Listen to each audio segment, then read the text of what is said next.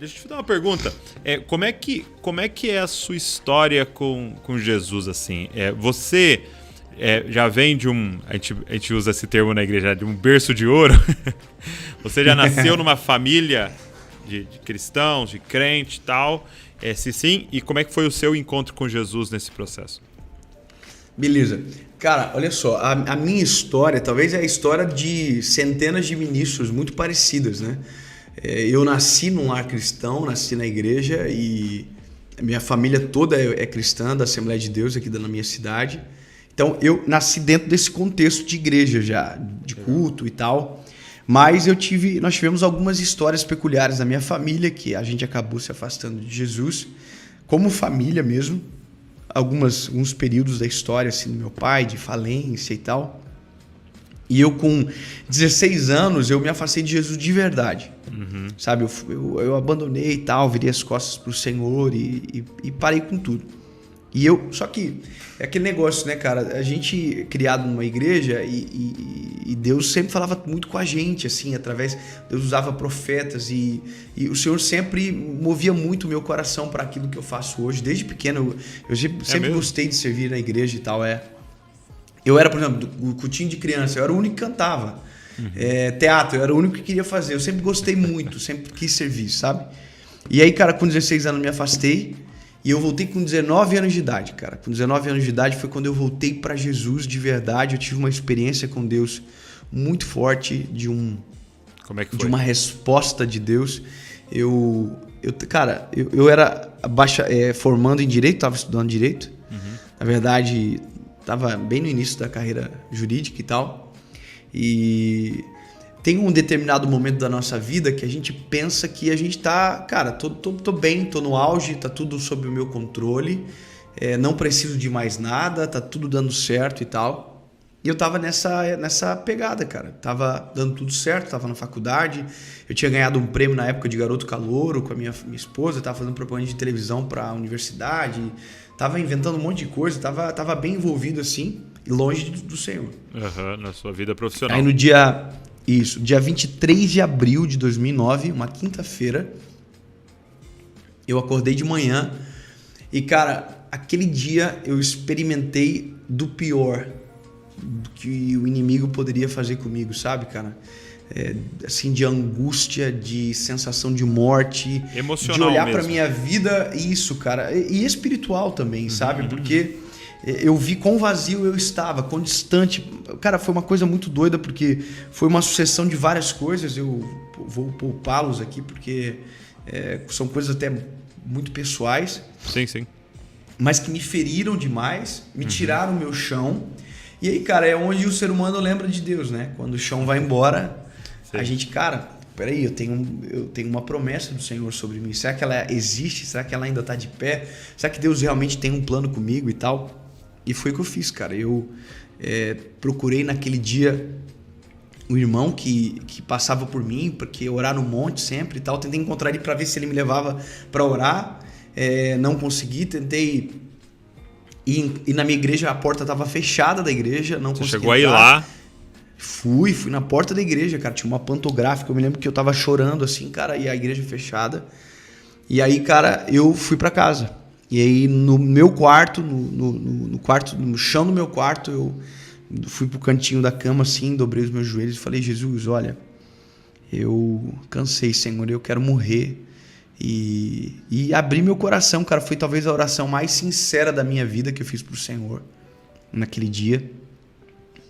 E eu falei: Jesus, se tem alguma esperança comigo, se o Senhor realmente tem um plano com a minha história, se o Senhor quer me usar realmente para a tua glória e tal, eu preciso que o Senhor fale comigo, senão eu vou morrer.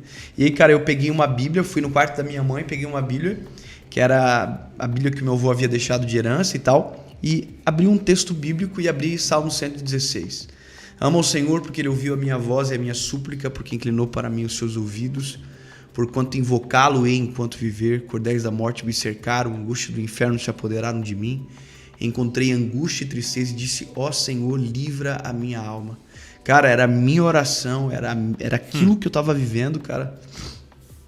E, cara, eu chorei muito.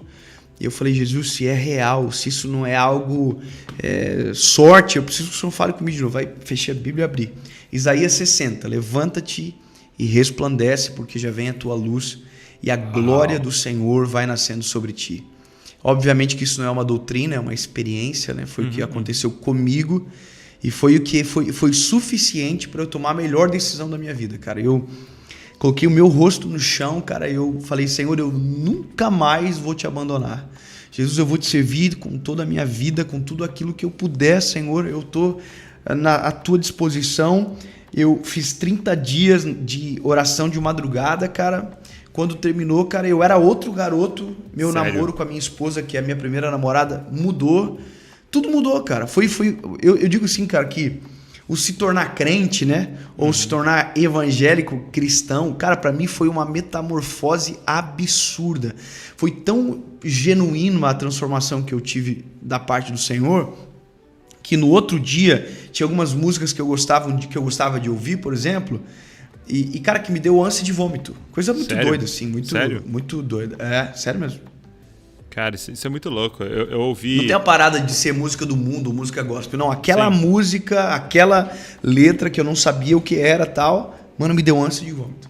E você diz ânsia literal, assim, tipo... Ânsia literal, cara. Eu tava dentro do carro com um amigo meu, um Fox, eu me lembro como se fosse hoje. Ele ligou, cara, eu comecei a falar, meu Deus, cara, tô passando mal. Cara, pode baixar a música, cara, baixar a música e acabar, mal-estar. Foi muito doido, louco, cara. Foi cara? Muito. Eu digo assim Santo que agindo em nós, né? Exato, cara. E eu vejo, Douglas, que o Senhor ele tem pressa. Ele tem pressa em nos usar. Ele tem pressa em completar a boa obra dele em nós. Então, cara, eu tava retardando o processo há muito tempo. Então, cara, parece que assim, ou Deus fazia de uma vez comigo, ou eu não sei. Então, foi isso, cara. Aí eu apaixonei por Jesus loucamente, cara, de verdade. Eu fui para uma igreja de bairro, não na que eu era antes e tal. Fui servir, cara, 6 meses na igreja, eu era líder de jovens. E, cara, ali comecei. Minha primeira pregação foi o meu testemunho do que Jesus havia feito na minha vida.